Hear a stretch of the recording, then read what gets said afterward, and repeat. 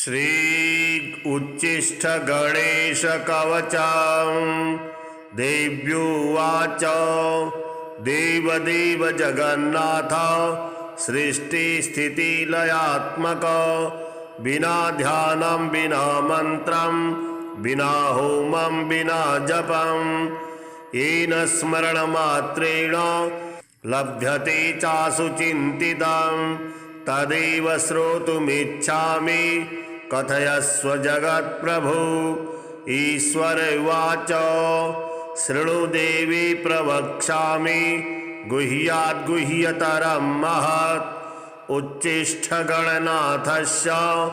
कवचं सर्वसिद्धिदम् अल्पायासैर्विना कष्टैर्जपमात्रेण सिद्धिदम् एकान्ते निर्जनैरण्ये गह्वरे च रणाङ्गणे सिन्धुतीरे च गङ्गायां कूले वृक्षतले जले सर्वदेवालये तीर्थे लब्ध्वा सम्यक् जपं चरेत्। स्नानशौचादिकं नास्ति निर्वधनं प्रिये दारिद्र्यान्तकरं शीघ्रं सर्वतत्त्वं जनप्रिये सहस्रशपथं कृत्वा यदि स्नेहोऽस्ति मां प्रति निन्दिकाय कुशिष्याय खलाय कुटिलाय च दुष्टाय परशिष्याय घातकाय शठाय च वञ्चकाय वरघ्नाय ब्राह्मणी गमनाय च असक्ताय च क्रूराय गुरुद्रोहरताय च न दातव्यं कदाचन गुरुभक्ताय दातव्यं सत्शिष्याय विशेषतः तेषां सिद्ध्यन्ति शीघ्रेण यन्यथा च न सिद्ध्यति गुरुसन्तुष्टिमात्रेण कलो प्रत्यक्षसिद्धिदम् देहो शिष्टे प्रजतव्यं तथोशिष्टे महामनुः आकाशे च फलं प्राप्तं नान्यथा वचनं मम एषा राजवती विद्या विना पुण्यं न लभ्यते। अथ वक्ष्यामि देवेशि कवचं मन्त्रपूर्वकं येन विज्ञातमात्रेण राजभोगफलप्रदम् ऋषिर्मे गणकः पातु शिरसि च निरन्तरं त्राहि मां देवि गायत्री छन्दो ऋषिः सदा मुखे हृदये पातु मां नित्यमुच्छिष्टगणदेवता गुह्यै रक्षतु तद्बीजं स्वाहा शक्तिश्च पादयु कामकीलक सर्वाङ्गे विनियोगस्य सर्वदा पार्श्वद्वये सदा पातु स्वशक्तिं गणनायकः शिखायां पातु तद्बीजं भ्रूमध्ये तारबीजकं हस्तिवक्त्रस्य शिरसि लम्बोदरो ललाटके उच्छिष्टो नेत्रयो पातु कर्णो पातु महात्मने पाशाङ्कुशमहाबीजं नासिकायां च रक्षतु भूतीश्वरः परः पातु आस्यां जिह्वां स्वयं वपुः तद्बीजं पातु मां नित्यं ग्रीवायां कण्ठदेशके गं बीजं च तथा रक्षेत् तथा त्वग्रे च पृष्ठके सर्वकामस्य हृत्पातु मां च करद्वये उच्छिष्ठाय च हृदये वह्नि बीजं तथोदरे मायाबीजं तथा कट्यां द्वाउरु सिद्धिदायक जङ्घायां गणनाथस्य पादौ पातु विनायकः शिरसः पादपर्यन्तं मुच्छिष्टगणनायकः आपादमस्तककान्तं च उमापुत्रस्य पातु मां दिशोष्टौ च तथाकाशे पाताले विदिशाष्टके अहर्निशां च मां पातु मदचञ्चललोचनः जले नले च संग्रामे दुष्टकारागृहे वने राजद्वारे घोरपथे पातु मां गणनायकः इदं तु कवचं गुह्यं मम वक्त्रा विनिर्गतं त्रैलोक्ये सततं पातु द्विभुजस्य चतुर्भुजः बाह्यमभ्यन्तरं पातु सिद्धि बुद्धिर्विनायकः सर्वसिद्धिप्रदं देवी कवचं हृदि सिद्धिदम् एकान्ते प्रजपेन्मन्त्रं कवचं युक्तिसंयुतम् इदं रहस्यं कवचं उच्छिष्टगणनायकं सर्ववर्मसु देवेशि इदं कवचनायकम् एतत् कवचमाहात्म्यं वर्णितुं नैव शक्यते धर्मार्थकाममोक्षं च नानाफलप्रदं नृणां शिवः पुत्रः सदा पातु पातु मां सुरार्चितः गजाननः सदा पातु गणराजस्य पातु मां सदा शक्तिरतः पातु पातु मां कामिविह्वलः सर्वाभरणभूषाढ्य पातु मां सिन्धुरार्चितः पञ्चमोदकरः पातु पातु मां पार्वतीसुतः पाशाङ्कुशधरः पातु पातु मां च धनेश्वरः गदाधरः सदा पातु पातु मां काममोहितः नग्ननारीरतः पातु पातु मां च गणेश्वरः अक्षयं वरदः पातु शक्तियुक्तिः सदावतु भालचन्द्रः सदा पातु नानारत्नविभूषितः उच्छिष्टगणनाथस्य मदाघूर्णीर्तलोचनः नारीयोनिरसास्वादः पातु मां गजकर्णकः प्रसन्नवदनः पातु पातु मां भगवल्लभः जटाधरः सदा पातु पातु मां च किरीटिकः पद्मासनस्थितः पातु रक्तवर्णस्य पातु मां नग्नसाममदोन्मत्तः पातु मां गणदैवतः वामाङ्गी सुन्दरी युक्तः पातु मां मन्मथप्रभुः क्षेत्रपः पिशितं पातु पातु मां श्रुतिपाठकः भूषणढ्यस्तु मां पातु नानाभोगसमन्वितः स्मिताननः सदा पातु श्रीगणेशकुलान्वितः श्रीरक्तचन्दनमयः सुलक्षणगणेश्वरः श्वेतार्कगणनाथस्य हरिद्रागणनायकः पारभद्रगणेशस्य पातु सप्तगणेश्वरः प्रवालकगणाध्यक्षो गजदन्तो गणेश्वरः हरबीजगणेशस्य भद्राक्षगणनायकः दिव्यौषधिसमुद्भूतो गणेशाश्चिन्तितप्रदः लवणस्य गणाध्यक्षो मृत्तिकागणनायकः तण्डुलाक्षगणाध्यक्षो गोमयस्य गणेश्वरः स्फटिकाक्षगणाध्यक्षो रुद्राक्षगणदैवतः नवरत्नगणेशस्य आदिदेवो गणेश्वरः पञ्चाननश्चतुर्वक्त्रः षडाननगणेश्वरः मयूरवाहनः पातु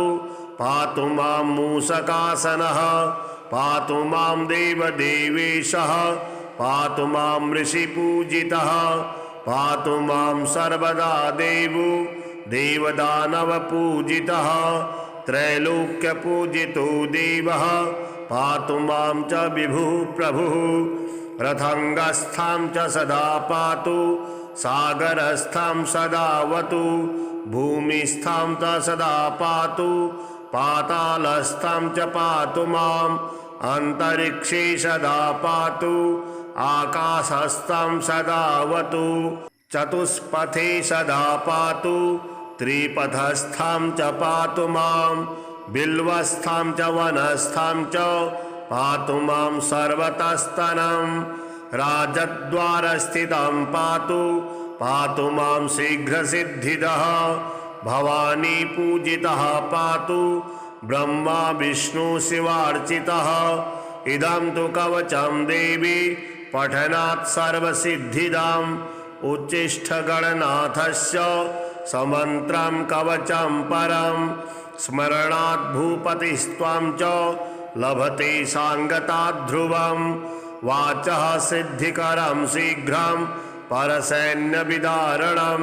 प्रातर्मध्याह्नसाह्यान्ने दिवारात्रौ पठेन्नरः चतुर्थ्यां दिवसे रात्रौ पूजने मानदायकं सर्वसौभाग्यदं शीघ्रं दारिद्र्यार्णवघातकं सुदारसुप्रजासौख्यं सर्वसिद्धिकरं नृणां जलेऽथवा नलेरण्ये सिन्धुतीरे सरित्तटे श्मशाने दूरदेशे च रणे पर्वतगह्वरे राजद्वारे भये घोरे निर्भयो जायते ध्रुवं सागरे च महाशीते दुर्भिक्षे दुष्टसंकटे भूतप्रेतपिशाचादि यक्षराक्षसजे भये राक्षसी यक्षणी क्रूरा शाकनी डाकनी गणा राजमृत्युहरं देवी कवचं कामधेनुवत् अनन्तफलदं देवी सती मोक्षं च पार्वती कवचेन विना मन्त्रं यो जपेत् गणनायकम् इह जन्मनि पापृष्टो जन्मान्ते मूषको भवेत् इति परमरहस्यं देवदेवार्चनं च कवच परमदिव्यं पार्वती पुत्ररूपं पठति परमभोगेश्वरमोक्षप्रदं च लभति सकलसौख्यं शक्तिपुत्रप्रसादात्। श्रीगणपतिस्तोत्रम् सुवर्णवर्णसुन्दरं सीतैकदन्तबन्धुरं गृहीतपाशकाङ्कुशं वरप्रदाभयप्रदं चतुर्भुजं त्रिलोचनं भुजङ्गमुपवीतिनं प्रफुल्लवारिजासनं भजामि सिन्धुराननं किरीटहारकुण्डलं प्रदीप्तबाहुभूषणं प्रचण्डरत्नकङ्कणं प्रशोभिताङ्घ्रयष्टिकं प्रभातसूर्यसुन्दरावरद्वयप्रधारिणं सरल्लहीमनूपुरं प्रशोभिताङ्घ्रिपङ्कजं सुवर्णदण्डमण्डितप्रचण्डचारुचामरं गृहप्रतीर्णसुन्दरं युगक्षणं प्रमुदितं कवीन्द्रचित्तरञ्जकं महाविपत्तिभञ्जकं षडक्षरस्वरूपिणं भजेद्गर्जेन्द्ररूपिणं विरिञ्चि विष्णुवन्दितं विरूपलोचनस्तुतिं गिरीशदर्शनेच्छया समर्पितं पराशया निरन्तरं सुरासुरैः स्वपुत्रवामलोचनैः महामखेष्टमिष्टकर्मसु भजामि तुन्दिलं मधुघलुब्धचञ्चलार्कमञ्जुलगुञ्जितारवं प्रबुद्धचित्तरञ्जकं प्रमोदकर्णचालकम् अनन्यभक्तिमानवं प्रचण्डमुक्तिदायकं नमामि नित्यमादरेण वक्रतुण्डनायकं दारिद्र्यविद्रावणमाशु कामदं स्तोत्रं पठेदेतजस्त्रमादरात् पुत्री कलत्र स्वजनेषु मैत्री पुमान्मवेदेकवरप्रसादात्। श्रीगणेश द्वादश नाम स्तोत्रम् शुक्लाम्बरधरं विष्णुं शशिवर्णं चतुर्भुजं प्रसन्नवदनं ध्यायेत् सर्वविघ्नोपशान्तये अभीप्सितार्थसिद्ध्यर्थं पूजितो यः सुरासुरैः सर्वविघ्नहरस्तस्मै गणाधिपतये नमः। गणानामधिपश्चण्डो गजवक्त्रस्त्रिलोचनः प्रसन्नो भव मे नित्यं वरदार्तविनायको शुम्भस्यैकदन्तस्य कपिलो गजकर्णकः लम्बोदरस्य विकटो विघ्ननाशो विनायकः धूम्रकेतुर्गणाध्यक्षो भालचन्द्रो गजाननः द्वादशैस्तानि नामानि गणेशस्य तु यः पठेत् विद्यार्थी लभते विद्यां धनार्थी विपुलं धनम् इष्टकामं तु कामार्थी धर्मार्थी मोक्षमक्षयम् विद्यारम्भे विवाहे च प्रवेशे निर्गमे तथा संग्रामे संकटेश्चैव विघ्नस्तस्य न जायते। श्री उच्चिष्ठ गणेश कवचम् देव्योवाच देवदेव जगन्नाथ सृष्टिस्थितिलयात्मक विना ध्यानं विना मन्त्रं विना होमं विना जपं येन स्मरणमात्रेण लभ्यते चासु चिन्तितं तदेव श्रोतुमिच्छामि कथयस्व जगत्प्रभु। ईश्वर उवाच शृणु देवी प्रवक्ष्यामि गुह्याद्गुह्यतरं महत् उच्चिष्ठगणनाथस्य कवचं सर्वसिद्धिदम् अल्पायासैर्विना कष्टैर्जपमात्रेण सिद्धिदम् एकान्ते निर्जनैरण्ये गह्वरे च रणाङ्गणे सिन्धुतीरे च गङ्गायां कूले वृक्षतले जले सर्वदेवालये तीर्थे लब्ध्वा सम्यक् जपं चरेत्। स्नानशौचादिकं नास्ति निर्वधनं प्रिये दारिद्र्यान्तकरं शीघ्रं सर्वतत्त्वं जनप्रिये सहस्रशपथं कृत्वा यदि स्नेहोऽस्ति मां प्रति निन्दिकाय कुशिष्याय खलाय कुटिलाय च दुष्टाय परशिष्याय घातकाय शठाय च वञ्चकाय वरघ्नाय ब्राह्मणी गमनाय च असक्ताय च क्रूराय गुरुद्रोहरताय च न दातव्यं न दातव्यं न दातव्यं कदाचन गुरुभक्ताय दातव्यं सत्शिष्याय विशेषतः तेषां सिद्ध्यन्ति शीघ्रेण यन्यथा च न सिद्ध्यति गुरुसन्तुष्टिमात्रेण कलौ प्रत्यक्षसिद्धिदम् देहोशिष्टे प्रजतव्यं तथोशिष्टे महामनुः आकाशे च फलं प्राप्तं नान्यथा वचनं मम एषा राजवती विद्या विना पुण्यं न लभ्यते अथ वक्ष्यामि देवेशि कवचं मन्त्रपूर्वकं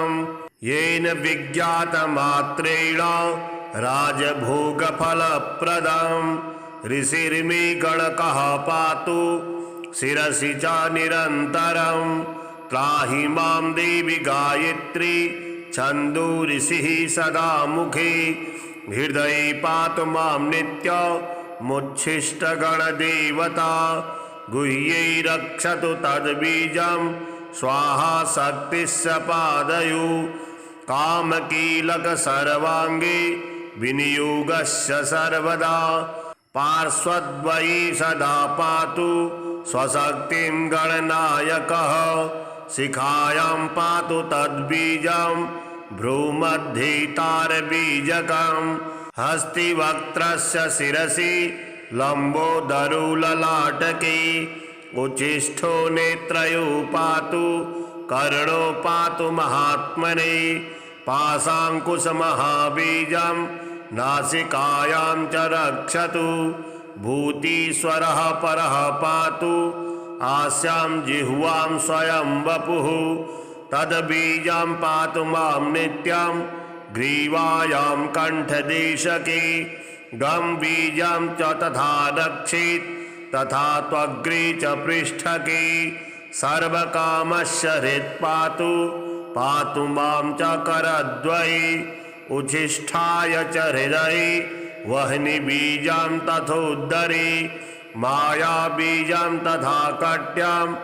द्वाउरु सिद्धिदायक जङ्घायां गणनाथस्य पादौ पातु विनायकः शिरसः पादपर्यन्तं मुच्छिष्टगणनायकः आपादमस्तककान्तं च उमापुत्रस्य पातु मां दिशोष्टौ च तथाकाशे पाताले विदिशाष्टके अहर्निशां च मां पातु मदचञ्चललोचनः जले नले च संग्रामे दुष्टकारागृहे वने राजद्वारे घोरपथे पातु मां गणनायकः इदं तु कवचं गुह्यं मम वक्त्रा विनिर्गतं त्रैलोक्ये सततं पातु द्विभुजस्य चतुर्भुजः बाह्यमभ्यन्तरं पातु सिद्धिबुद्धिर्विनायकः सर्वसिद्धिप्रदं देवी कवचं हृदिसिद्धिदम् एकान्ते प्रजपेन्मन्त्रं कवचं युक्तिसंयुतम् इदं रहस्यं कवचम् उच्छिष्टगणनायकं सर्ववर्मसु देवेशि इदं कवचनायकम् एतत् कवचमाहात्म्यं वर्णितुं नैव शक्यते धर्मार्थकाममोक्षं च नानाफलप्रदं नृणां शिवः पुत्रः सदा पातु मां सुरार्चितः गजाननः सदा पातु गणराजस्य पातु मां सदा शक्तिरतः पातु मां कामिविह्वलः सर्वाभरणभूषाढ्य पातु मां सिन्धुरार्चितः पञ्चमोदकरः पातु मां पार्वतीसुतः पाशाङ्कुशधरः पातु मां च धनेश्वरः गदाधरः सदा पातु मां काममोहितः नग्ननारीरतः पातु मां च गणेश्वरः अक्षयं वरदः पातु शक्तियुक्तिः सदावतु भालचन्द्रः सदा पातु नानारत्नविभूषितः उच्छिष्टगणनाथस्य मदाघूर्णीर्तलोचनः नारीयोनिरसास्वादः पातु मां गजकर्णकः प्रसन्नवदनः पातु मां भगवल्लभः जटाधरः सदा पातु मां च किरीटिकः पद्मासनस्थितः पातु रक्तवर्णस्य पातु मां नग्नसाममदोन्मत्तः पातु मां गणदैवतः वामाङ्गी सुन्दरी युक्तः पातु मां मन्मथः प्रभुः क्षेत्रपः पिशितं पातु मां श्रुतिपाठकः भूषणढ्यस्तु मां पातु नानाभोगसमन्वितः स्मिताननः सदा पातु श्रीगणेशकुलान्वितः श्रीरक्तचन्दनमयः सुलक्षणगणेश्वरः श्वेतार्कगणनाथस्य हरिद्रागणनायकः पारभद्रगणेशस्य पातु सप्तगणेश्वरः प्रवालकगणाध्यक्षो गजदन्तो गणेश्वरः हरबीजगणेशस्य भद्राक्षगणनायकः दिव्यौषधिसमुद्भूतो गणेशाश्चिन्तितप्रदः लवणस्य गणाध्यक्षो मृत्तिकागणनायकः तण्डुलाक्षगणाध्यक्षो गोमयस्य गणेश्वरः स्फटिकाक्षगणाध्यक्षो रुद्राक्षगणदैवतः नवरत्नगणेशस्य आदिदेवो गणेश्वरः पञ्चाननश्चतुर्वक्त्रः षडाननगणेश्वरः मयूरवाहन पातु पातु मां मूषकासनः पातु मां देवदेवेशः पातु मां ऋषिपूजितः पातु मां सर्वदा देवो देवदानवपूजितः त्रैलोक्यपूजितो देवः पातु मां च विभुः प्रभुः रथंगस्थां च सदा पातु सागरस्थां सदावतु भूमिस्थां च सदा पातु पातालस्थां च पातु माम् अंतरिक्षे सदा पातु आकाशस्थां सदावतु चतुष्पथे सदा पातु त्रिपथस्थां च पातु मां बिल्वस्थां च वनस्थां च पातु मां सर्वतस्तनं राजद्वारस्थितं पातु पातु मां शीघ्रसिद्धिदः भवानी पूजितः पातु ब्रह्मा विष्णु शिवार्चितः इदं तु कवचं देवी पठनात् सर्वसिद्धिदाम् उच्चिष्ठगणनाथस्य समन्त्रं कवचं परं स्मरणात् भूपतिस्त्वां च लभते सांगतात् ध्रुवं वाचः सिद्धिकरं शीघ्रं परसैन्यविदारणं प्रातर्मध्याह्नसाह्यान्ने दिवारात्रौ पठे नरः चतुर्थ्यां दिवसे रात्रौ पूजने मानदायकं सर्वसौभाग्यदं शीघ्रं दारिद्र्यार्णवघातकं सुदारसुप्रजासौख्यं सर्वसिद्धिकरं नृणां जलेऽथवा नलेरण्ये सिन्धुतीरे सरित्तटे श्मशाने दूरदेशे च रणे पर्वतगह्वरे राजद्वारे भये घोरे निर्भयो जायते ध्रुवं सागरे च महाशीते दुर्भिक्षे दुष्टसंकटे भूतप्रेतपिशाचादि यक्षराक्षसजे भये राक्षसी यक्षणी क्रूरा शाकनी डाकनी गणा राजमृत्युहरं देवी कवचं कामधेनुवत् अनन्तफलदं देवी सती मोक्षं च पार्वती कवचेन विना मन्त्रं यो जपेत् गणनायकम् इह जन्मनि पापृष्टो जन्मान्ते मूषको भवेत् इति परमरहस्यं देवदेवार्चनं च कवच परमदिव्यं पार्वती पुत्ररूपं पठति परमभोगेश्वरमोक्षप्रदं च लभति सकलसौख्यं शक्तिपुत्रप्रसादात् श्रीगणपतिस्तोत्रम् सुवर्णवर्णसुन्दरं सीतैकदन्तबन्धुरं गृहीतपाशकाङ्कुशं वरप्रदाभयप्रदं चतुर्भुजं त्रिलोचनं भुजङ्गमुपवीतिनं प्रफुल्लवारिजासनं भजामि सिन्धुराननं किरीटहारकुण्डलं प्रदीप्तबाहुभूषणं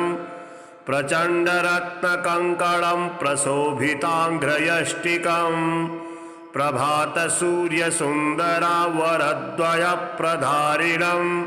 सरल्लहीमनूपुरं प्रशोभिताङ्घ्रिपङ्कजं सुवर्णदण्डमण्डितप्रचण्डचारुचामरं गृहप्रतीर्णसुन्दरं युगक्षणं प्रमुदितं कवीन्द्रचित्तरञ्जकं महाविपत्तिभञ्जकं षडक्षरस्वरूपिणं भजेद्गर्जेन्द्ररूपिणं विरिञ्चि विष्णुवन्दितं विरूपलोचनस्तुतिं गिरीशदर्शनेच्छया समर्पितं पराशया निरन्तरं सुरासुरैः स्वपुत्रवामलोचनैः महामखेष्टमिष्टकर्मसु भजामि तुन्दिलं मधुघलुब्धचञ्चलार्कमञ्जुलगुञ्जितारवं प्रबुद्धचित्तरञ्जकं प्रमुदकर्णचालकम् अनन्यभक्तिमानवं प्रचण्डमुक्तिदायकम् नमामि नित्यमादरेण वक्रतुण्डनायकम् दारिद्र्यविद्रावणमाशु कामदम् स्तोत्रं पठेदेतजस्त्रमादरात् पुत्री कलत्र स्वजनेषु मैत्री पुमान्मवेदेकवरप्रसादात् श्री गणेश द्वादश नाम स्तोत्रम्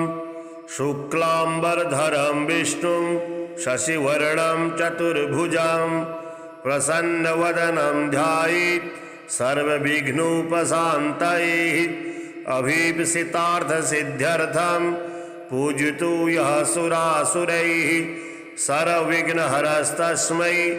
गणाधिपतये नमः। गणानामधिपश्चण्डो गजवक्त्रस्त्रिलोचनः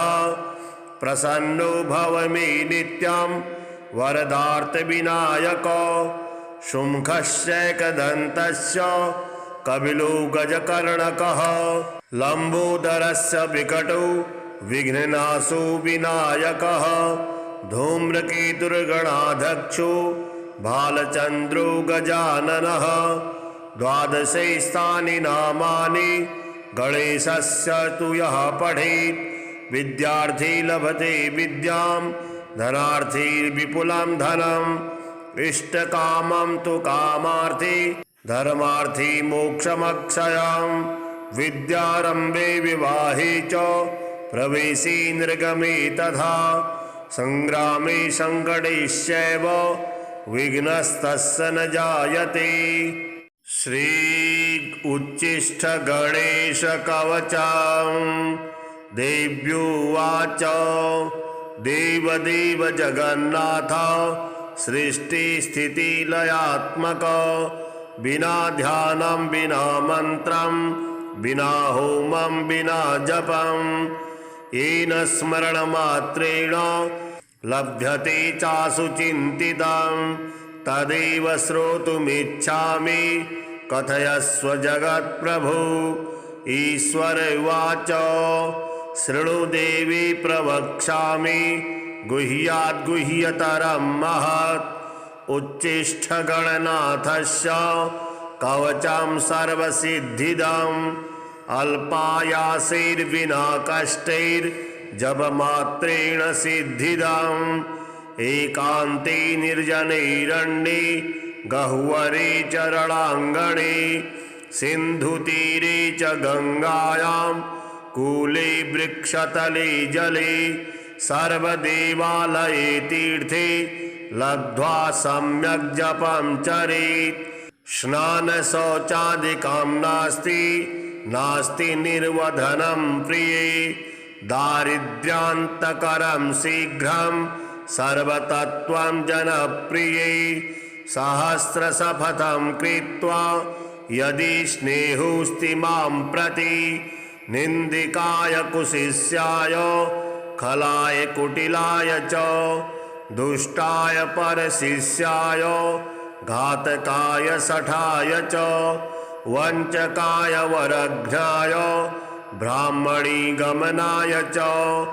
असक्ताय च क्रूराय गुरुद्रोहरताय च न दातव्यं न दातव्यं न दातव्यं कदाचन गुरुभक्ताय दातव्यं सत्शिष्याय विशेषतः तेषां सिद्ध्यन्ति शीघ्रेण यन्यथा च न सिद्ध्यति गुरुसन्तुष्टिमात्रेण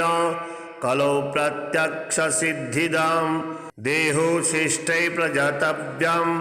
तथोशिष्टे महामनुः आकाशे च फलं प्राप्तं नान्यथा वचनं मम एषा राजवती विद्या विना पुण्यं न लभ्यते अथ वक्ष्यामि देवेशि कवचं मन्त्रपूर्वकं येन विज्ञातमात्रेण राजभोगफलप्रदं ऋषिर्मे गणकः पातु शिरसि च निरन्तरं त्राहि मां देवि गायत्री छन्दोऋषिः सदा मुखे हृदये पातु मां नित्यमुच्छिष्टगणदेवता गुह्यै रक्षतु तद्बीजं स्वाहा शक्तिश्च पादयो कामकीलक सर्वाङ्गे विनियोगस्य सर्वदा पार्श्वद्वयि सदा पातु स्वशक्तिं गणनायकः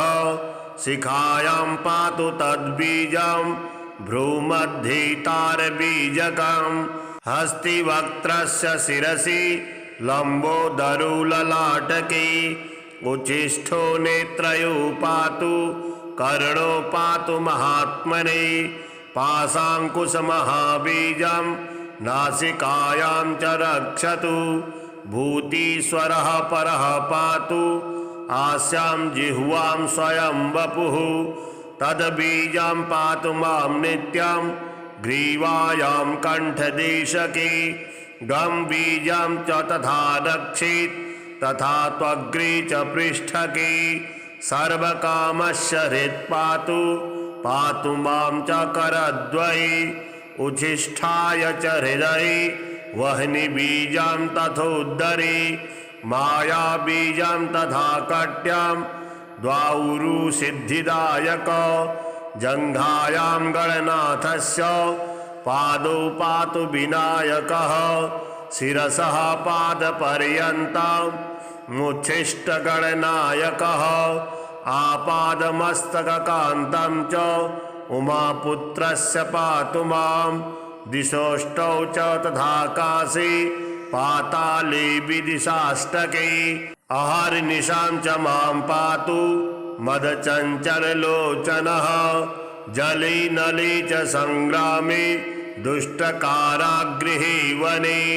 राजद्वारे घोरपथे पातु मां गणनायकः इदं तु कवचं गुह्यं मम वक्त्रा विनिर्गतं त्रैलोक्ये सततं पातु द्विभुजस्य चतुर्भुजः बाह्यमभ्यन्तरं पातु सिद्धिबुद्धिर्विनायकः सर्वसिद्धिप्रदं देवी कवचं हृदिसिद्धिदम् एकान्ते प्रजपेन्मन्त्रं कवचं युक्तिसंयुतम् इदं रहस्यं कवचम् उच्छिष्टगणनायकं सर्ववर्मसु देवेशि इदं कवचनायकम् एतत् कवचमाहात्म्यं वर्णितुं नैव शक्यते धर्मार्थकाममोक्षं च नानाफलप्रदं नृणां शिवः पुत्रः सदा पातु मां सुरार्चितः गजाननः सदा पातु गणराजस्य पातु मां सदा शक्तिरतः पातु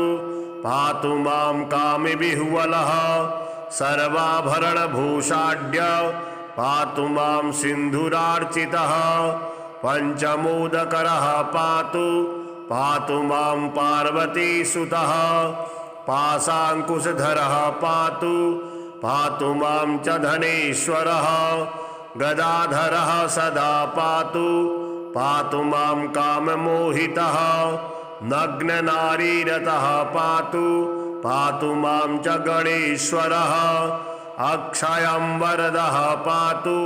शक्तियुक्तिः सदावतु भालचन्द्रः सदा पातु नानारत्नविभूषितः उच्छिष्टगणनाथस्य मदाघूर्णीर्तलोचनः नारीयोनिरसास्वादः पातु मां गजकर्णकः प्रसन्नवदनः पातु मां भगवल्लभः जटाधरः सदा पातु मां च किरीटिकः पद्मासनस्थितः पातु रक्तवर्णस्य पातु मां नग्नसाममदोन्मत्तः पातु मां गणदैवतः वामाङ्गी सुन्दरी युक्तः पातु मां मन्मथः प्रभुः क्षेत्रपः पिशितं पातु मां श्रुतिपाठकः भूषणढ्यस्तु मां पातु नानाभोगसमन्वितः स्मिताननः सदा पातु श्रीगणेशकुलान्वितः श्रीरक्तचन्दनमयः सुलक्षणगणेश्वरः श्वेतार्कगणनाथस्य हरिद्रागणनायकः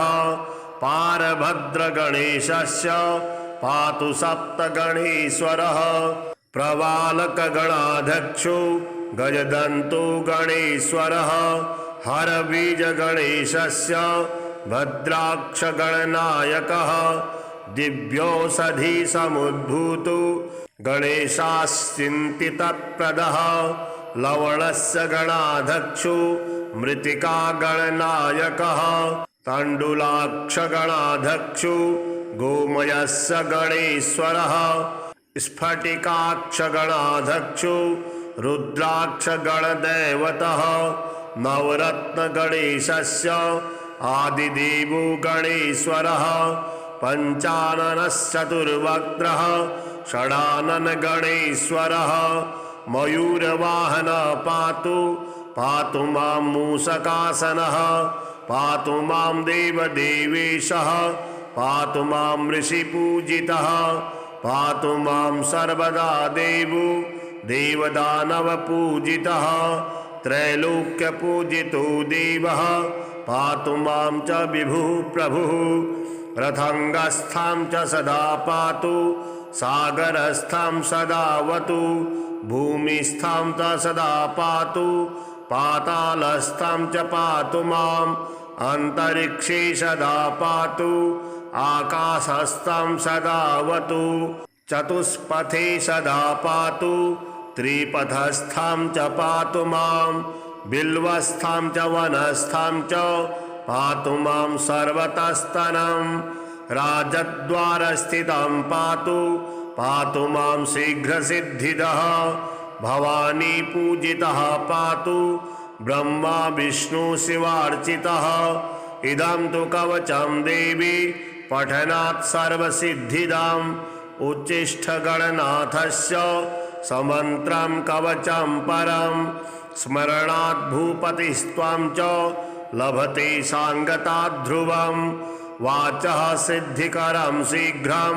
परसैन्यविदारणं प्रातर्मध्याह्नसाह्यान्ने दिवारात्रौ पठे नरः चतुर्थ्यां दिवसे रात्रौ पूजने मानदायकं सर्वसौभाग्यदं शीघ्रं दारिद्र्यार्णवघातकं सुदारसुप्रजासौख्यं सर्वसिद्धिकरं नृणां जलेऽथवा नलीरण्ये सिन्धुतीरे सरित्तटे श्मशाने दूरदेशे च रणे पर्वतगह्वरे राजद्वारे भये घोरे निर्भयो जायते ध्रुवं सागरे च महाशीते दुर्भिक्षे दुष्टसङ्कटे भूतप्रेतपिशाचादि यक्षराक्षसजे भये राक्षसी यक्षणी क्रूरा शाकनी डाकनी गणा राजमृत्युहरं देवी कवचं कामधेनुवत् अनन्तफलदं देवी सती मोक्षं च पार्वती कवचेन विना मन्त्रं यो जपेत् गणनायकम्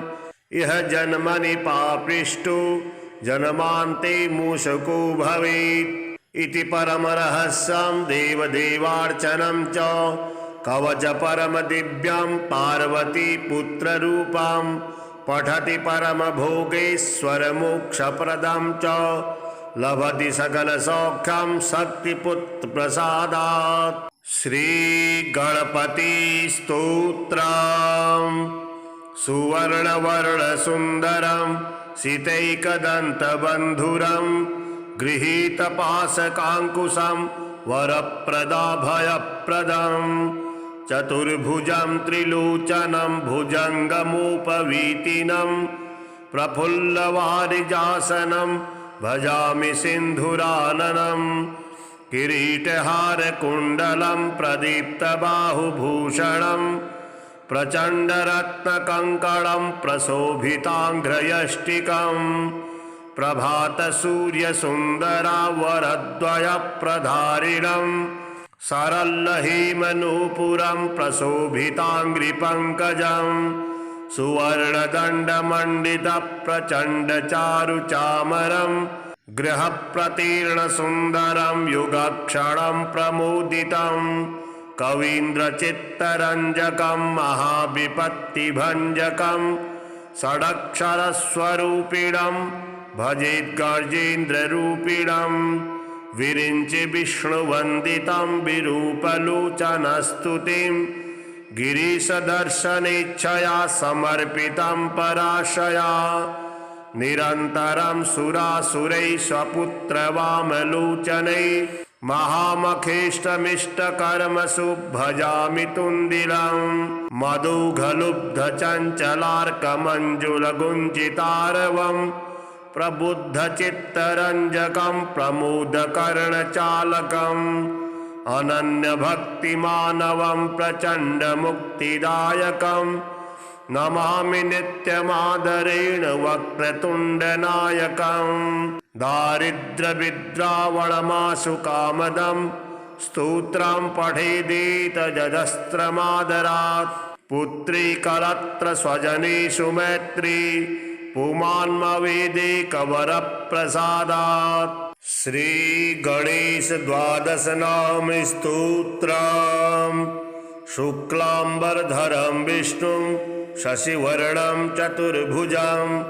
प्रसन्नवदनं ध्यायेत् सर्वविघ्नोपशान्तये अभीप्सितार्थसिद्ध्यर्थं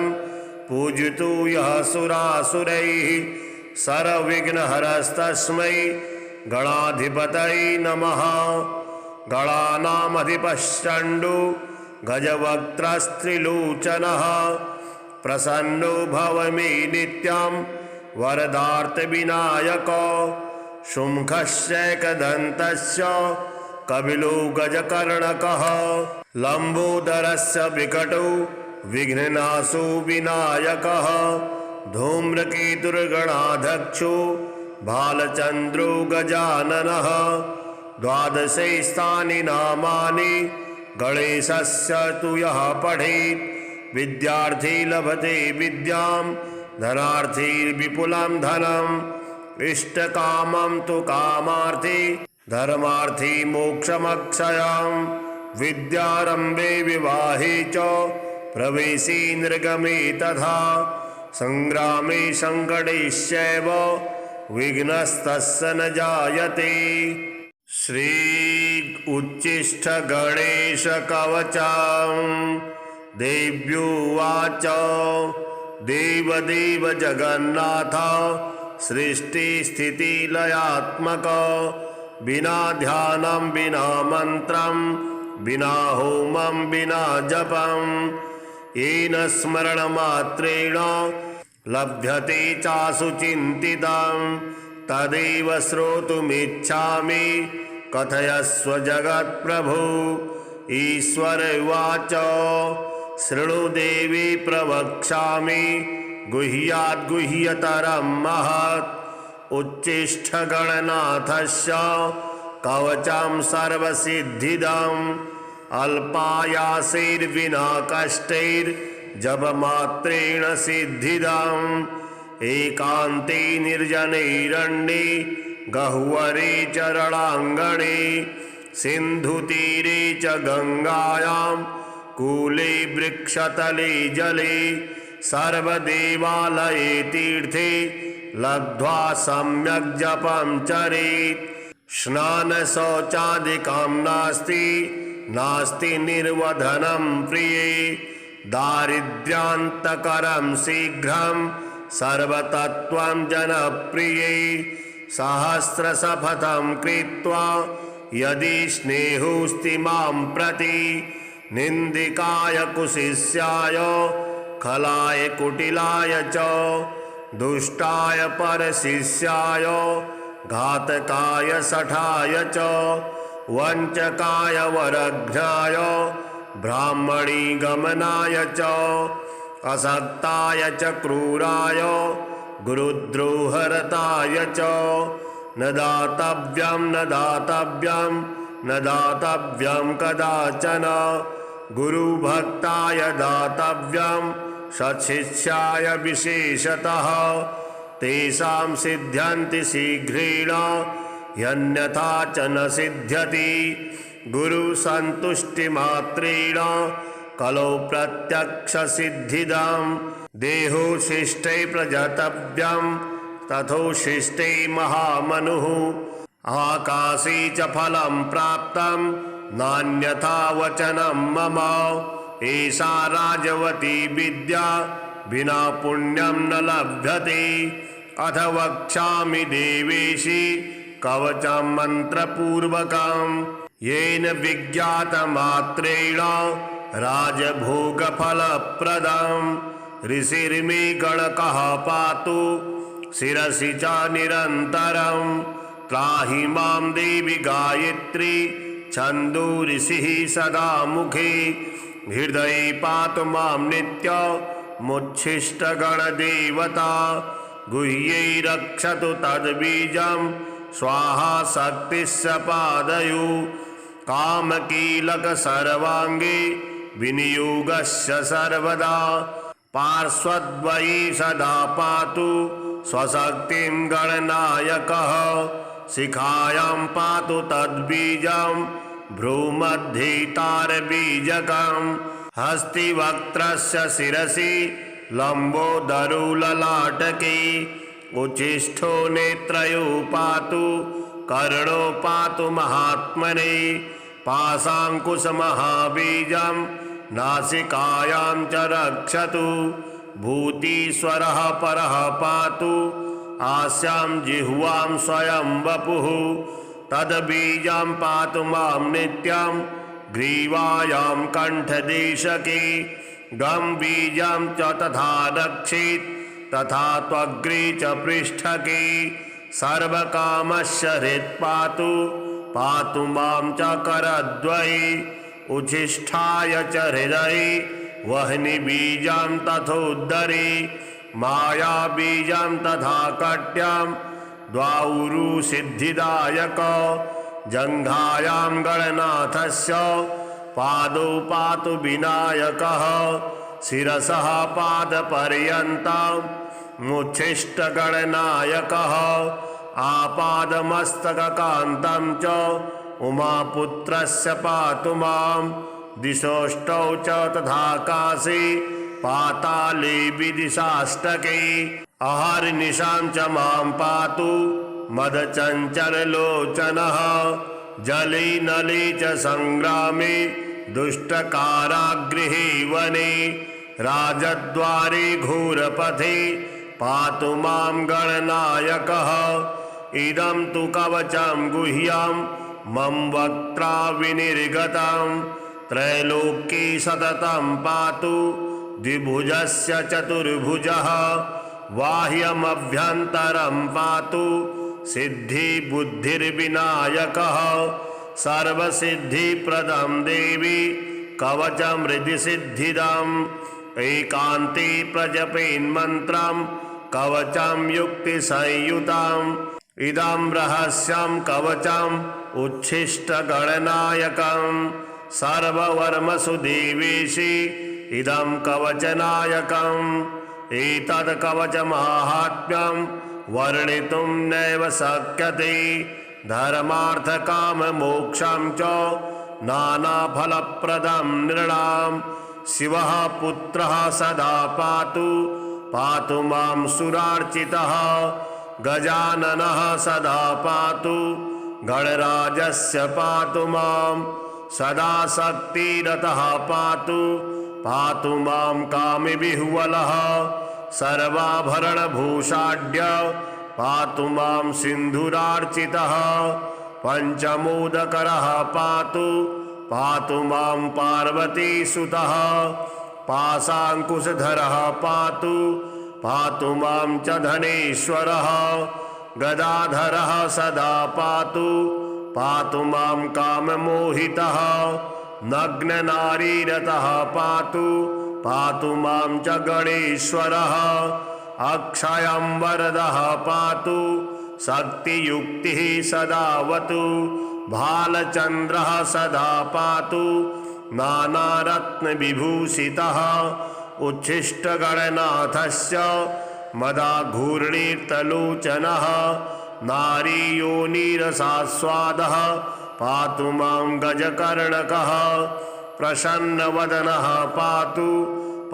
मां भगवल्लभः जटाधरः सदा पातु मां च किरीटिकः पद्मासनस्थितः पातु रक्तवर्णस्य पातु मां नग्नसाममदोन्मत्तः पातु मां गणदैवतः वामाङ्गी सुन्दरी युक्तः पातु मां मन्मथः प्रभुः क्षेत्रपः पिशितं पातु मां श्रुतिपाठकः भूषणढ्यस्तु मां पातु नानाभोगसमन्वितः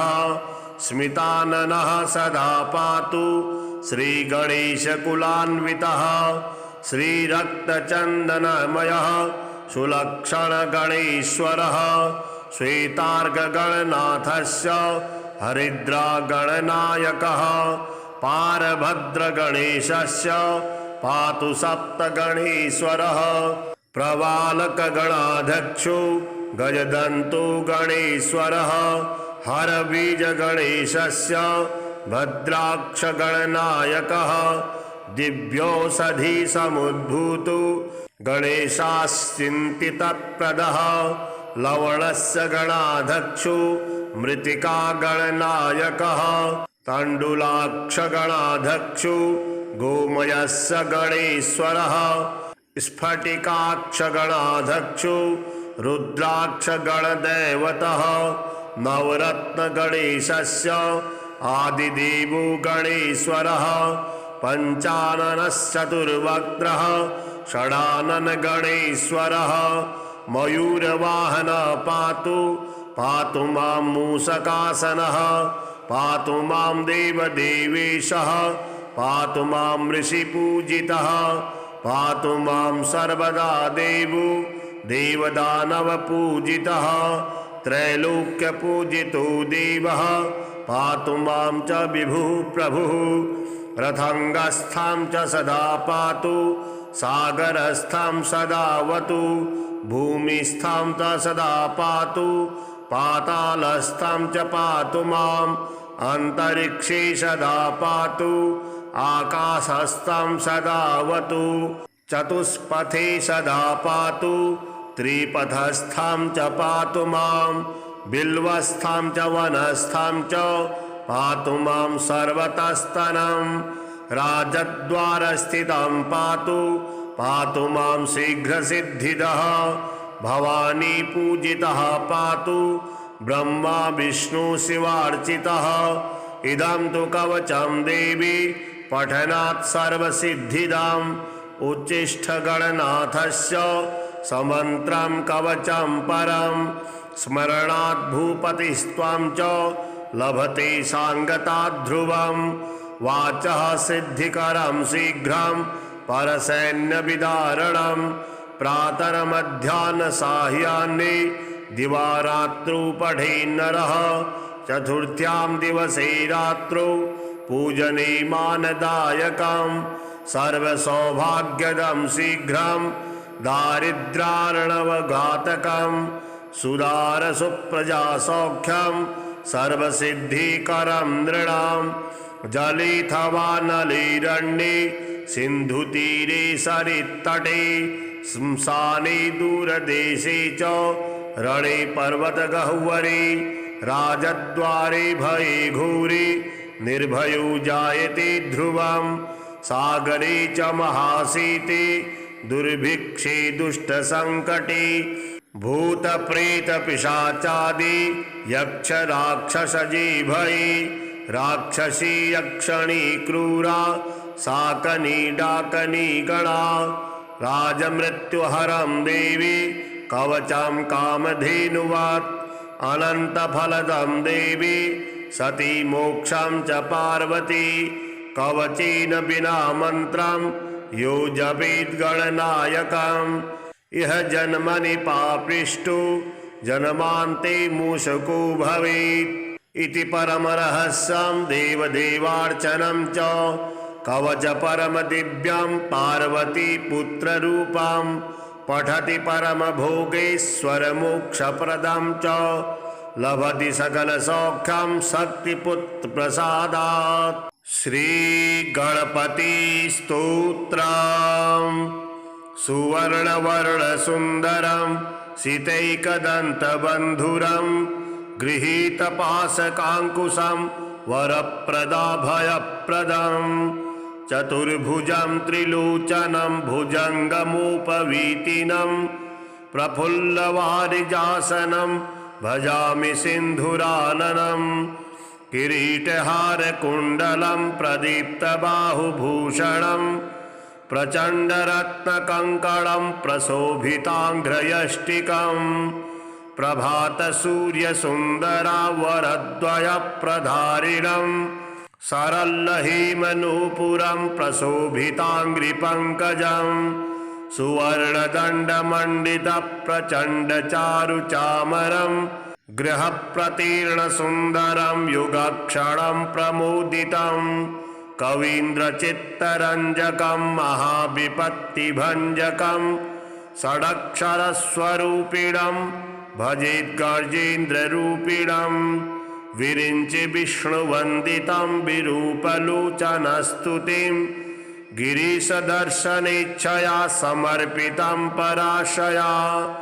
निरन्तरं सुरासुरैः स्वपुत्रवामलोचनैः महामखेष्टमिष्टकर्मसु भजामि तुन्दिलं मधुघलुब्धचञ्चलार्कमञ्जुलगुञ्जितारवं प्रबुद्धचित्तरञ्जकं प्रमोदकर्णचालकम् अनन्यभक्तिमानवं प्रचण्डमुक्तिदायकं नमामि नित्यमादरेण वक्रतुण्डनायकं दारिद्र्यविद्रावणमाशु कामदं स्तोत्रं पठेदेतजस्त्रमादरात् पुत्री कलत्र स्वजनेषु मैत्री पुमान्मवेदेकवरप्रसादात्। श्रीगणेश द्वादशनाम स्तोत्रम्। शुक्लाम्बरधरं विष्णुं शशिवर्णं चतुर्भुजं प्रसन्नवदनं ध्यायेत् सर्वविघ्नोपशान्तये अभीप्सितार्थसिद्ध्यर्थं पूजितो यः सुरासुरैः सर्वविघ्नहरस्तस्मै गणाधिपतये नमः। गणानामधिपश्चण्डो गजवक्त्रस्त्रिलोचनः प्रसन्नो भव मे नित्यं वरदार्तविनायको शुम्भस्यैकदन्तस्य कपिलो गजकर्णकः लम्बोदरस्य विकटो विघ्ननाशो विनायकः धूम्रकेतुर्गणाध्यक्षो भालचन्द्रो गजाननः। द्वादशैस्तानि नामानि गणेशस्य तु यः पठेत् विद्यार्थी लभते विद्यां धनार्थी विपुलं धनम् इष्टकामं तु कामार्थी धर्मार्थी मोक्षमक्षयम् विद्यारम्भे विवाहे च प्रवेशे निर्गमे तथा संग्रामे संकटेश्चैव विघ्नस्तस्य न जायते।